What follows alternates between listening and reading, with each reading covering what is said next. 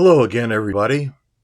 This is Rocket Rick J18, and today I'm going to show you a collection of who's who in baseball that I just recently acquired.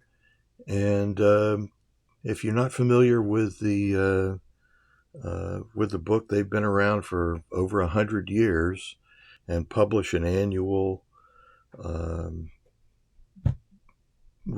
statistical review of the players from the previous year, along with a small amount of other information, but mainly it's just the stats. So with that in mind, I'm going to turn the camera down and start to show you these. And I may break this up into 3 videos because of the amount.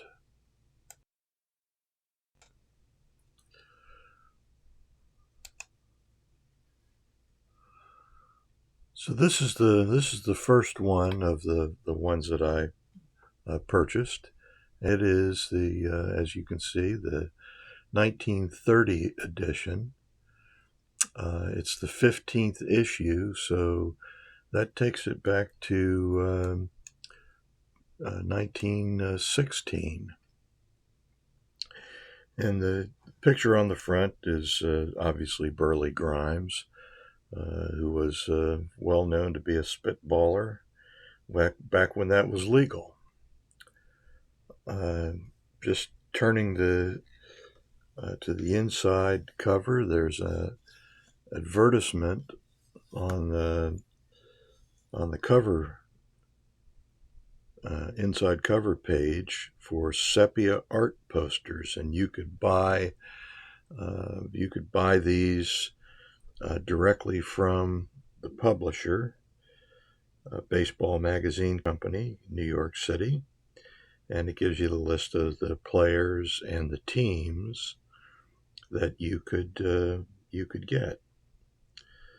At this point in time, they were 25 cents a piece, but you got a discount if you ordered more. And it's got the prior years competitors in the World Series, and along with the winners. So the first real page in the book tells you what's going to be in it, and tells you the cost and so forth. And then we get to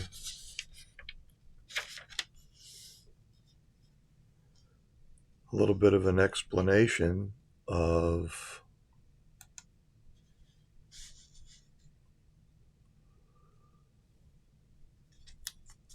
what they're trying to accomplish with these books. So, and then finally, they're telling you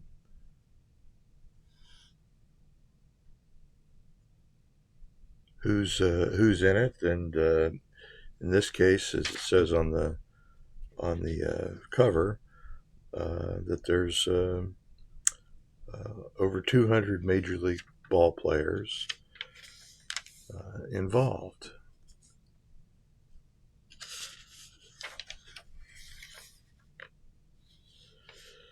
There's the sort of the first Hall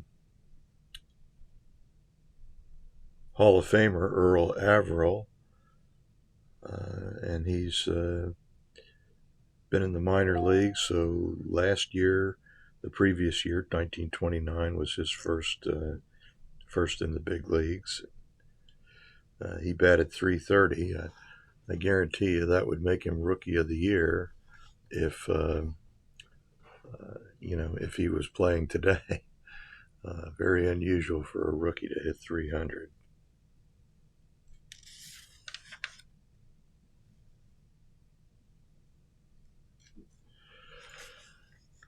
And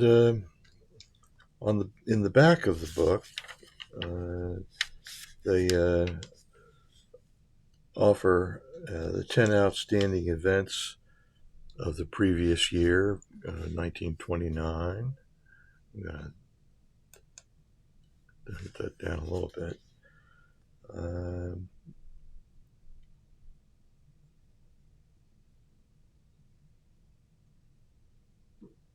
Let you know that only no-hitter was pitched by Carl Hubble, and it was the first in the major leagues since 1926. And the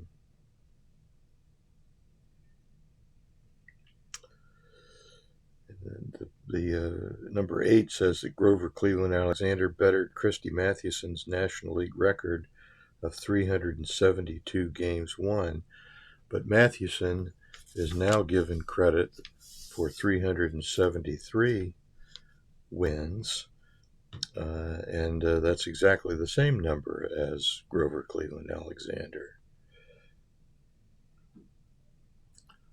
And there's an ad for a fountain pen, and then over the Baseball Cyclopedia, which is a record book of history of baseball and a baseball digest all combined into one.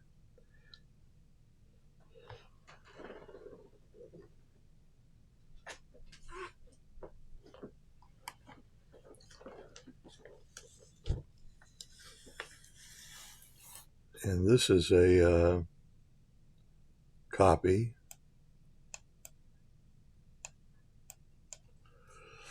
of the Baseball Encyclopedia, which is now well over 1,000 pages. Well, it's almost 3,000 pages. And this is an older edition, even now. So I think that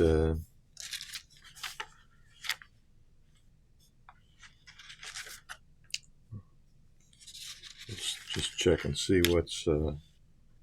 what all's included in this.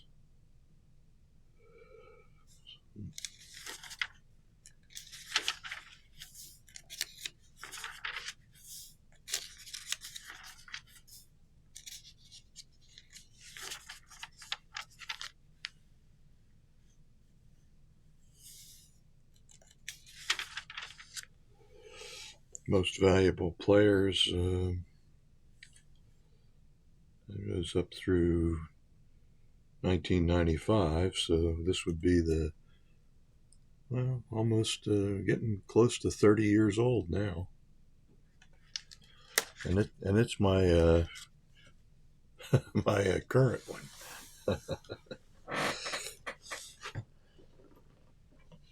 But that's kind of information that's in it. There's a little advertisement for a book by a gentleman named F.C. Lane that will tell you all that you need to know from A to Z about batting. And then on the back cover, again, it just sort of gives you the publisher's details. So that's this is the 1930 edition, and they made some changes, as they went along. This is a 1931 edition, and again, you can see the same basic setup, same advertisement on the back, same book. So the biggest difference is probably the 10 outstanding events of the preceding year.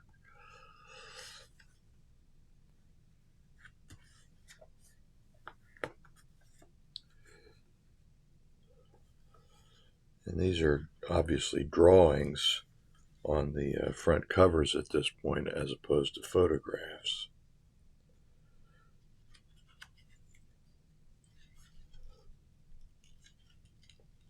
Now we're up to 225 players.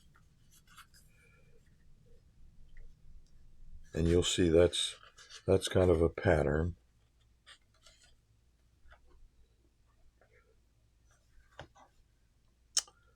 (1933), still 231 players, same format.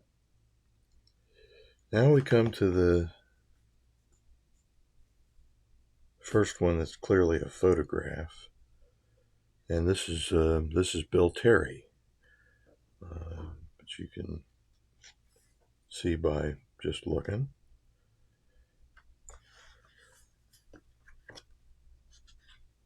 But still the same format on the insides.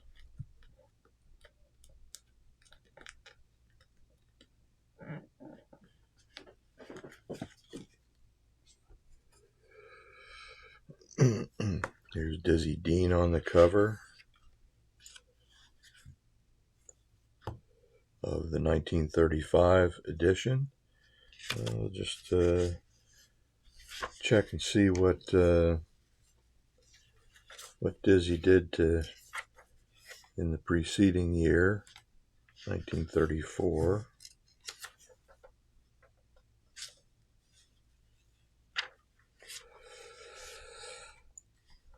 Jerome Herman Dean, Holdensville, Oklahoma. So Dizzy won 30 games in 1934, and that's what gave him the lead position here on the cover.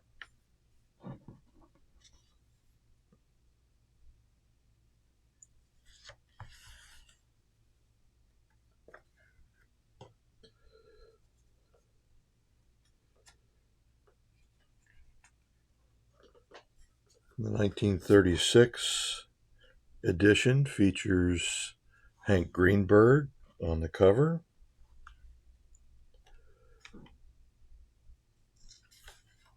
And we'll just take just sort of a peek at Hank Greenburg. Said he was born in New York City in 1911. He completed his third year in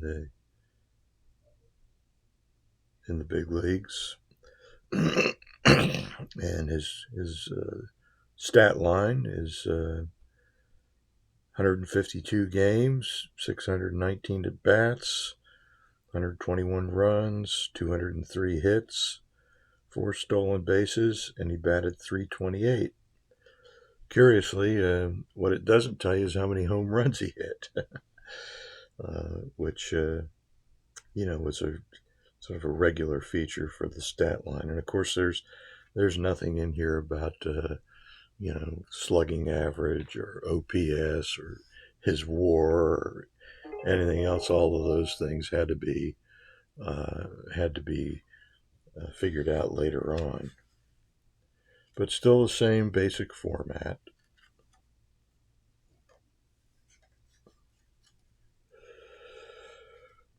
Now, 1935, which is the year covered by this, was Babe Ruth's final year in the big leagues, and it gives you his cumulative stats, and this does include his home runs as well as stolen bases and RBIs and some other details. So if you are interested in what I like the calculation of his batting average, 0.3 or 341.47, so 0.341, 0.47, which is curious, but carried out to several decimal points.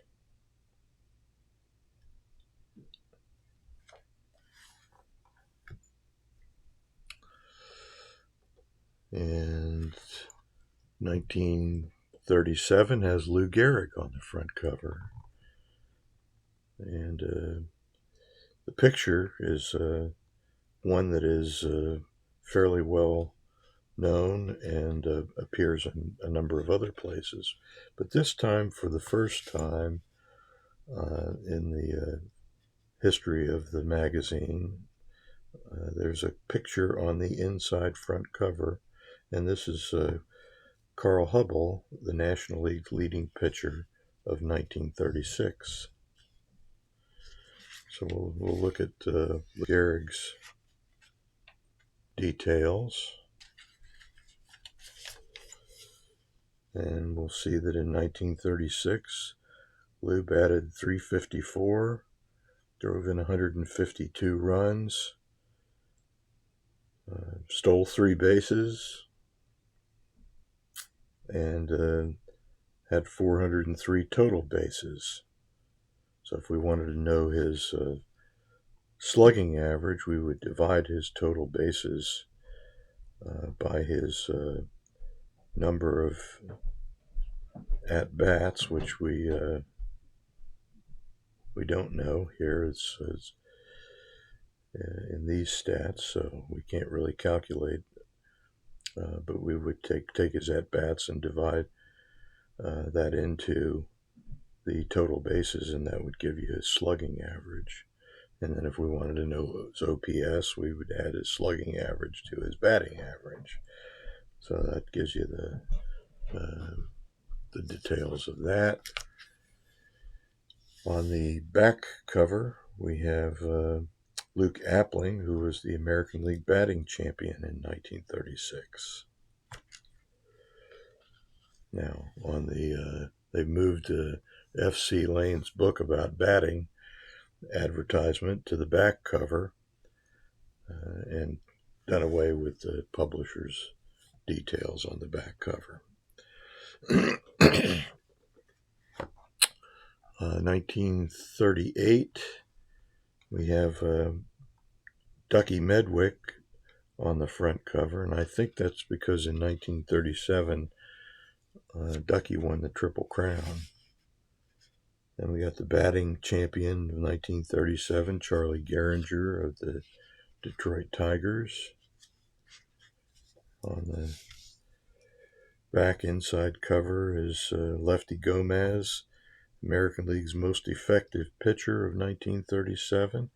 We got the 1938 American League and National League schedules, along with a box score of the 1937 All-Star Game.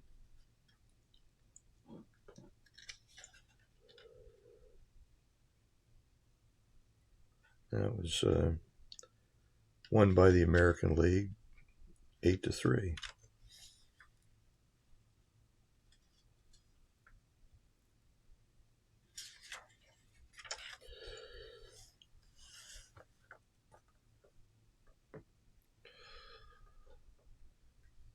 The 1939 volume, covering the 1938 year, has Jimmy Foxx on the front cover. And he's by now in a Boston uniform. Of course, his days with the Athletics came to an end when Connie Mack sold off the team following the 1931 World Series.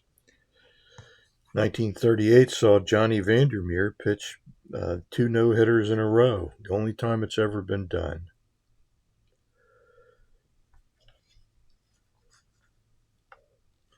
Other players have pitched 2 no-hitters in a single season. Allie Reynolds did it in 1951, I know for sure. Red Ruffings on the back inside cover, won 21 games in 1938.